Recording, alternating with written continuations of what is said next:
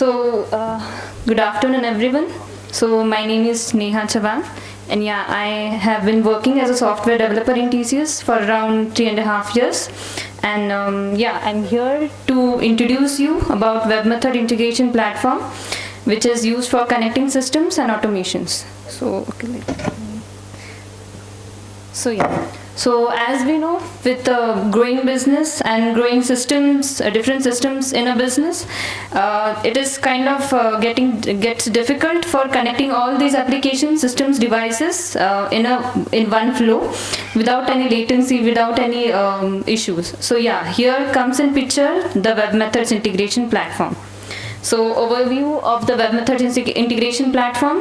So it is basically used for connecting disparate systems, applications and devices which are used in different businesses, enterprises, and it enables to integrate these data process in different environments. For example, if an enterprise is using few of its applications on the cloud, few are on premises, or if they are using hybrid systems.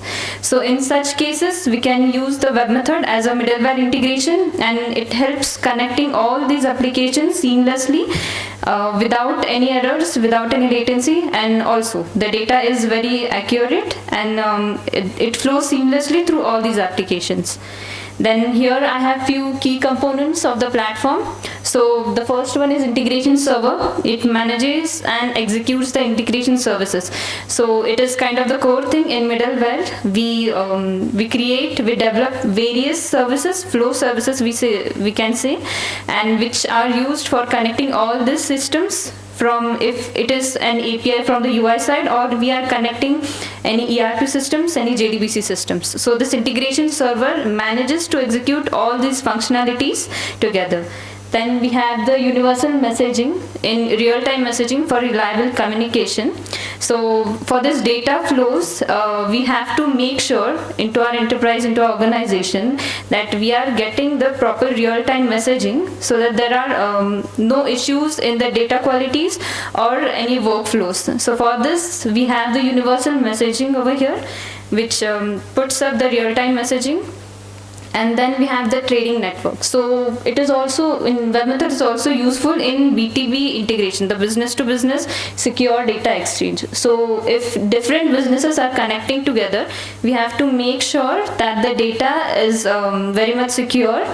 It is not being flowed out from anywhere, and it is flowing seamlessly.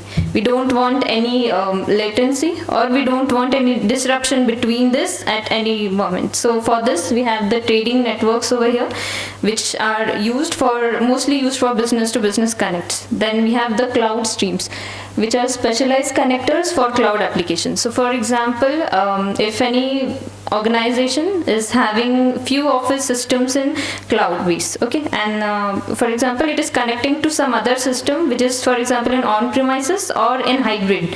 So in such cases, we have the cloud streams, which are very essential connectors, which will connect this different environments, and yeah, these cloud applications will be used over here for connecting them with seamless flows for both the applications or systems.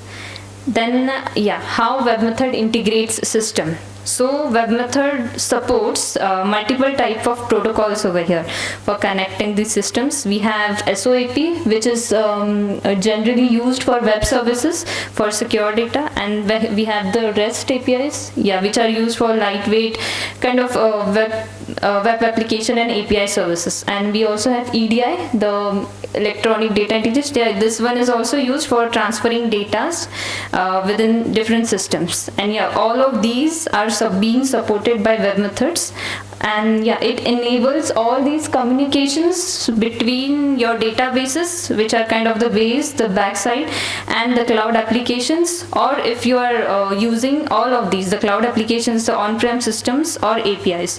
So we can have all of these communicating with each other without any issues with the use of all these protocols over here in WebMethods. So I have some benefits of web methods. The base benefits I can say is the scalability. The platform is highly scalable, making it ideal for business of all sizes from startup to large enterprise as they grow.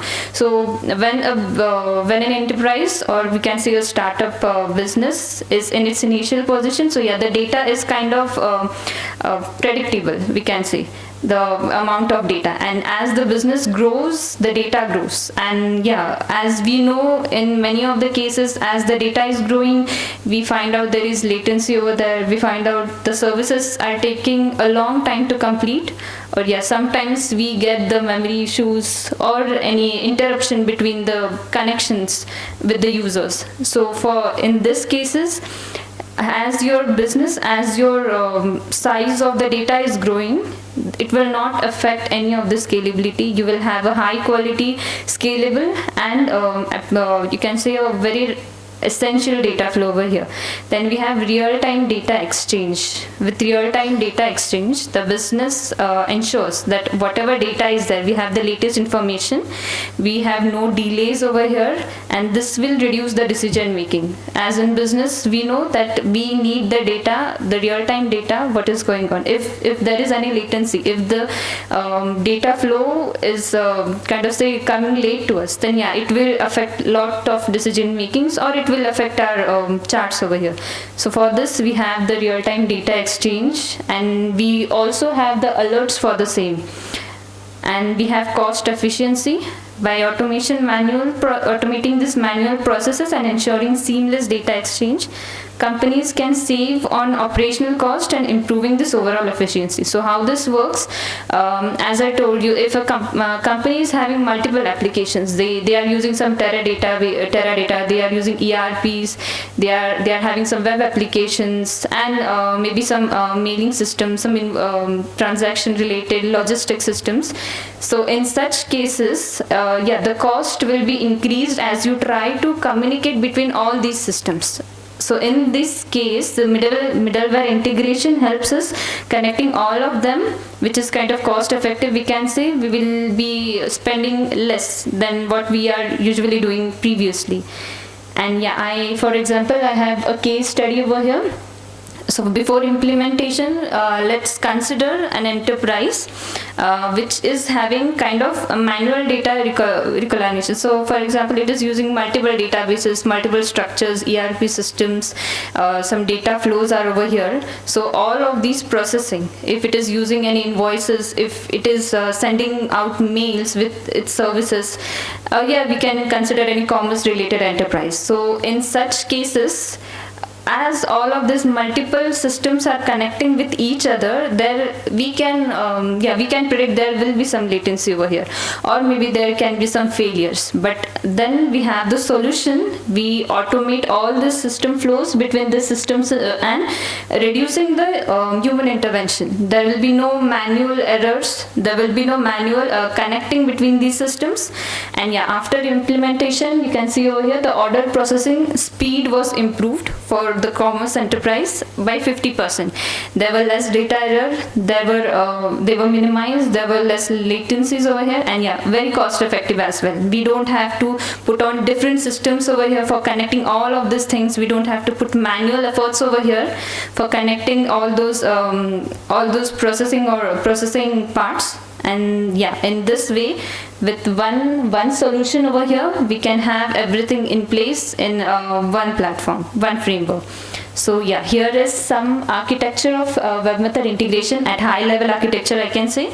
So there are three parts over here. Data source. So we are using ERP systems, we are using cloud data, we are using database separately, or we can say that all of these are being used in the same organization, having different systems. And then we have the middleware, which handles the message broker. So the message broker helps in communicating between these systems, and also if we have any transformations in between, like if we are communicating with some external system, the data can be in different format, the data can be having different data quality rules over there, and if we want to put it into our systems from this external partners, we want it in our particular format. If, for example, we are using any applications, we have our we have our schemas, we have our database, which is kind of very much organized as per our organization. So we want the data to be in the same format in our side. So in this middleware, we can manipulate it, we can transform, we can use some data qualities over there and converting without any data corruption into our systems. And yeah, external systems, exposing API and handling B2B communication. So we are using lots of cloud related application, the modernized systems we can say, but we many of the business we still have some legacy systems which are not very much in use, but yeah, they are kind of important in some cases. So in this case we can connect to those external systems as well. There is no interruption between whatever text they are using, whatever various formats they are using, we can connect it over here seamlessly. And we have service oriented architecture as well for WebMethod, which acts as a backbone. So we can enable this interaction seamlessly. We can reuse our existing workflows, we can create new flows, we can communicate between these different flows. So here explains the service oriented architecture of WebMethods. Then we have the security features also, which are kind of very important right now. Data encryption, it ensures that the data is encrypted in both in transit and at rest. So for example, if your data is moving, data is flowing between different systems, it will be in secure format. As well as if your data is resting in a database or any ERP system, at that time also there will be data encryption over there, there will be no corruption of the data. We also have authentication, which uses token-based authentication and SSL. So if any external partners are trying to communicate over here, we have the authentication in place, SSL for secure connection. If we are connecting between different systems, we want to make sure that it is not getting corrupted in between. It is properly encrypted from source as well as it is securely sent towards the systems. Then compliance over here. So all this process, this encryptions, this authentications, it is supporting all the regulations such as GDPR and HIPPA, that is the general data regulations. Also, if there are any healthcare related regulations.